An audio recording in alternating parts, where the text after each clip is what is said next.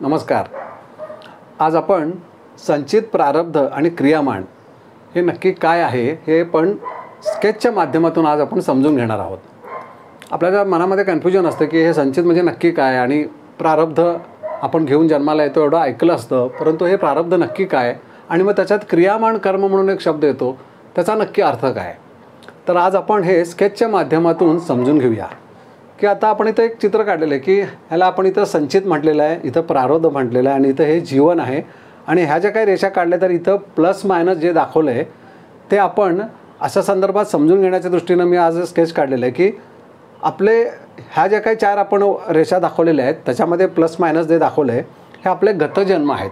आता समजण्यासाठी म्हणून की ह्या गतजन्मात आपण जे काही प्लस मायनस केलेलं आहे, आपण जीवनामध्ये ज्या काही आपल्या जीवनात चांगल्या किंवा वाईट अशा ज्या काही गोष्टी घडलेल्या असतात नकळतपणे अज्ञानानं, कारण जीवन म्हणजे काय आपल्याला माहिती नसतं.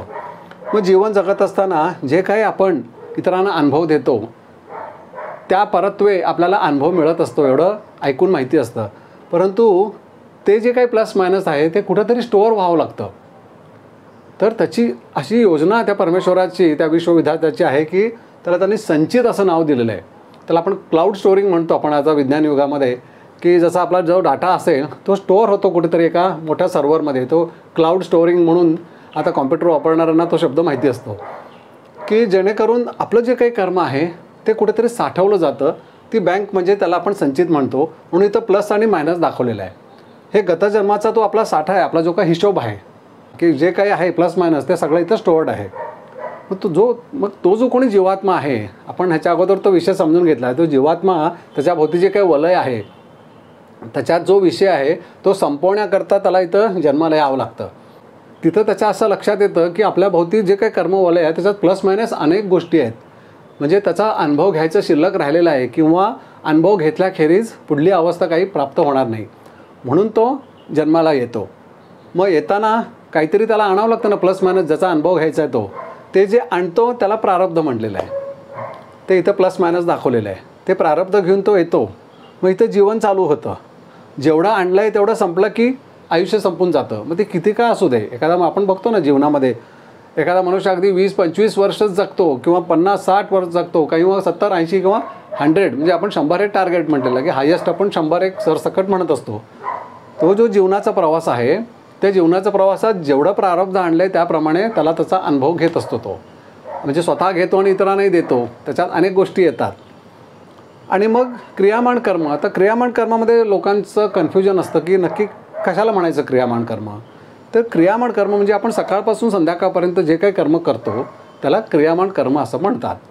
मग त्या क्रियामान कर्मामध्ये आपल्याला निर्णय घ्यायची क्षमता असते. आता उद्या काय करायचं आपण म्हणतो ना, अरे मी ठरवून सगळं जीवन जगतो, मी प्लॅनिंग केलं होतं, रिटायरमेंटसाठी मी 4 पैसे बँकेत साठवून ठेवले आहेत, म्हणून त्याच्या इंटरेस्टवर मी आता जगतो आहे, असं आपण अगदी लोकांना ठामपणे सांगू शकतो. पण ते क्रियामान कर्मामध्ये आपण जे काही ज्ञान करून घेतो, शाळेय शिक्षण, कॉलेजचे शिक्षण, भौतिक जगाचं ते ज्ञान करून घेतो आणि त्या ज्ञान परत्वे आपण ज्या काही गोष्टी आता घर बांधायचं आहे, मग त्याचं लोन काढायचं, मग ते लोन फेडायची क्षमता आहे की नाही, हे जे सगळे हिशोब असतात ते नकळतपणे क्रियामान कर्म ह्या कॅटेगरीमध्ये येतात.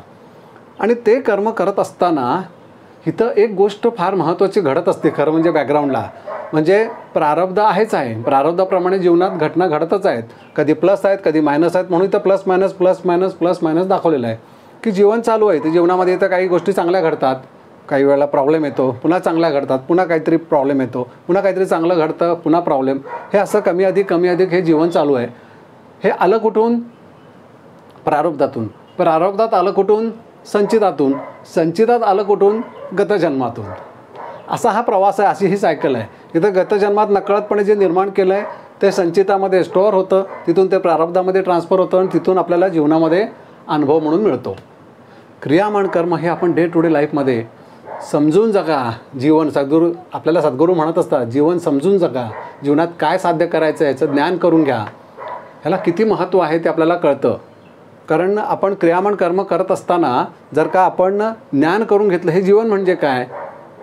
ज्या वेळेला मी नेहमी सांगत असतो, आपल्या मनात ज्या वेळेला प्रश्न येईल की हे नक्की चाललं आहे काय, कोण करतं आहे, मग मला हे समजायला पाहिजे. आपण असं म्हणून ज्या वेळेला आपण या देवदेवतांना शरण जातो किंवा सद्गुरूंना शरण जातो त्यावेळेला म्हणजे देवदेवतांना शरण गेल्यावर सद्गुरूंची गाठ पडतेच, आणि मग सद्गुरू आपल्याला ज्ञानी करतात. अरे समजून घे सगळं, जीवन म्हणजे काय हे बघ, हे सगळं काय आहे, ते सगळे तुझे गतजन्म आहे, त्याच्यातून तुझे काय संचित केलेस तेच तू प्रारब्ध म्हणून घेऊन आलायस, त्याप्रमाणे जीवन चालू आहे आणि हे संपणार नाही आहे, कारण आणखीन बराच स्टॉक आहे, तो संपवायचा आहे.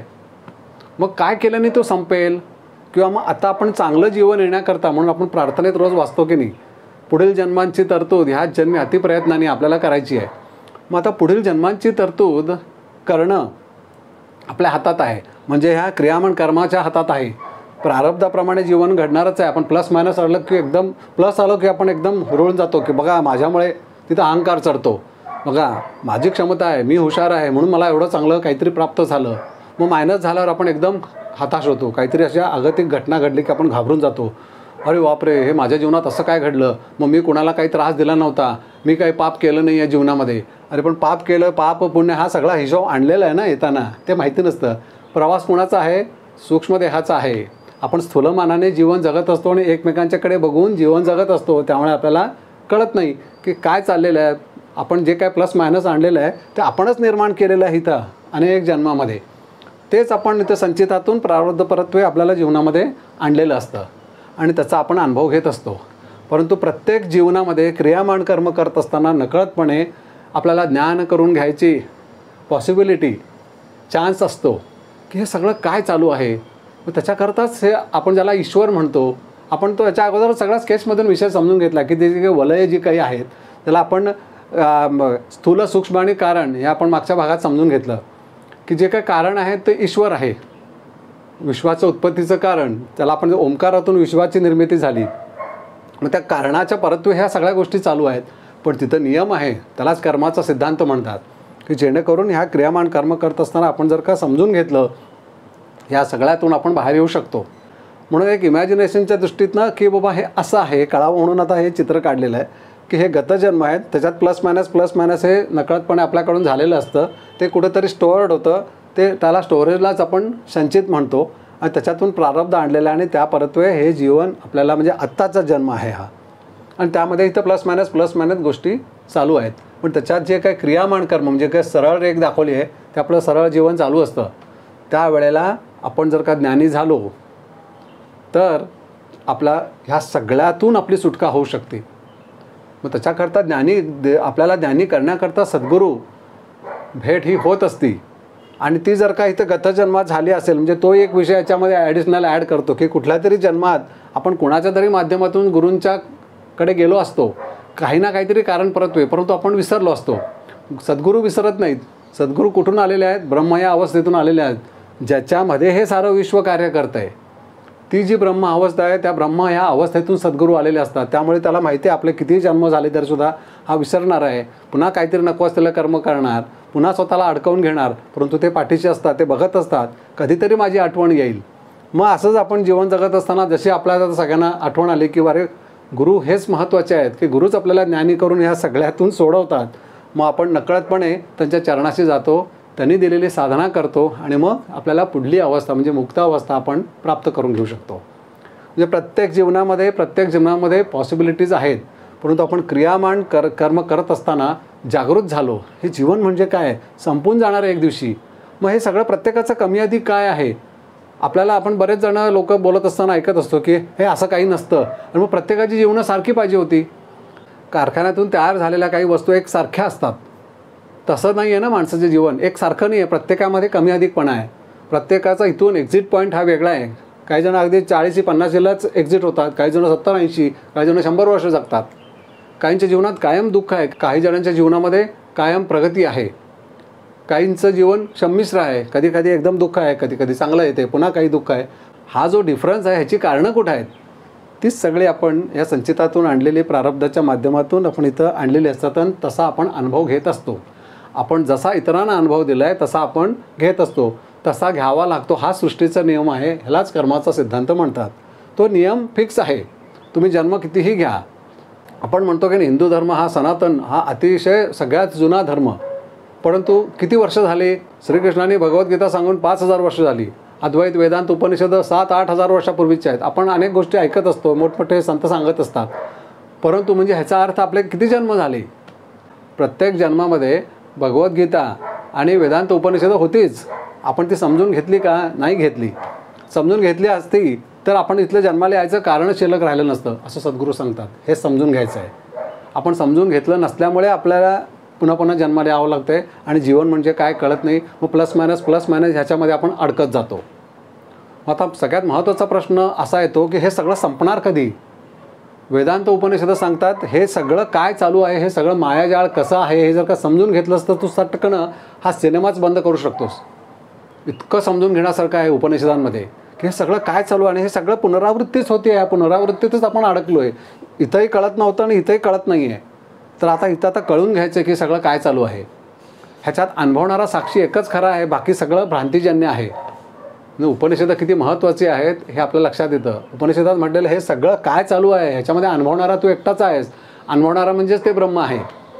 मी जोपर्यंत देहाला, या मनाला म्हणजे बॉडी माइंड कॉम्प्लेक्सचा जोपर्यंत मी म्हणत आहे तोपर्यंत हे सगळं वाट्याला येणार आहे. कारण हे सगळं माइंड गेम आहे म्हटलं आहे.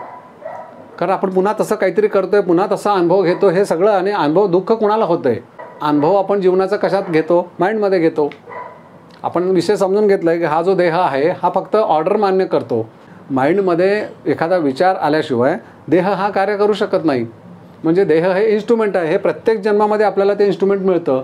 परंतु जो सूक्ष्म देह आहे ज्याला आपण माइंड म्हणतो तोच प्रधान आहे. तोच अज्ञानामुळे पुन्हा त्याला देह पाहिजे. तो पुन्हा देह घेऊन पुन्हा काहीतरी कर्म करतो.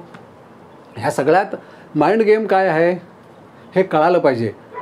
म्हणून आपण कोण आहोत ह्याचा शोध लागला पाहिजे. इतर सगळ्यात महत्त्वाचा विषय तोच येतो, मीचा शोध. मी कोण आहे हे आपल्याला जर का कळलं तर आपण या सगळ्यातून बाहेर पडू शकतो. मी अनुभवणारा साक्षी आहे. वेदांत उपनिषद तेच सांगतात, तू फक्त अनुभवणार आहेस. तू जागृती, स्वप्न आणि सुषुप्ती ह्या तिन्ही अवस्थेचा अनुभवणारा साक्षी तुर्या अवस्था आहेस, म्हणजे ब्रह्म आत्मा. पण तू अनुभव घेतोयस, अनेक जन्माचे अनुभव घेतलेस, ह्याही जन्माचा अनुभव घेतोयस. स्वतःची ओळख न झाल्यामुळे तुला पुन्हा या जन्मगतीमध्ये कर्मगती तुला अडकावं लागतं आहे. स्वतःचा शोध घे, स्वतः कोण आहेस हे समजून घे. मग हा सगळा खेळ सटकन आपण जागा झाल्या क्षणी आपलं स्वप्न कसं नाहीसं होतं. आपण जागा झाल्यावर एकदम म्हणतो अरे काय मी बघत होतो, तसं व्हायला पाहिजे. म्हणजे हे सारं स्वप्नच आहे. ह्याच्यातून जागा हो म्हणतात सद्गुरू. म्हणजे जागा हो ह्याचा अर्थ हे स्वप्न एकदम नाहीसं होऊन आपण कुठल्या तरी वेगळ्याच आयामध्ये जाऊ असं नसतं. आपल्याला हे सगळं चालू असताना आपण अनुभवणारे साक्षी शांतपणे जीवनाचा आपण शांतपणे अनुभव घेऊ शकतो जागा झाल्यावर. म्हणून सद्गुरू म्हणतात जागा हो, हे सगळं काय आहे हे समजून घे. जागा होणं म्हणजेच त्याला मुक्ती म्हटलेलं आहे, त्याला मूळ अवस्थेकडे जाणं म्हटलेलं आहे. तर आपल्या आता लक्षात आलं की हे सगळं हा जो स्केच काढून आपल्याला तो विषय थोडा आपल्याला कळावं म्हणून की आपलं माइंड काय करतं, काहीतरी आकृतीमध्ये त्याला बघायला आवडतं किंवा समजून घ्यायला आवडतं. म्हणून हा स्केच काढून एक्सप्लेन केला आहे की हे सगळे गतजन्म आहेत. ज्ञान अज्ञानाने केलं जे काय प्लस मायनस त्याला आपण प्रातक प्रमाद म्हणतो, चांगलं वाईटचं आहे जे काय संमिश्रण आहे, हे सगळं आपल्या संचितामध्ये इथे प्लस मायनस म्हणून इथं स्टोअर होतं. ते आपण प्रारब्धामध्ये प्रारब्ध म्हणून ते आपण घेऊन येतो आणि त्याप्रमाणे जीवनामध्ये आपण अनुभव तसा घेत असतो.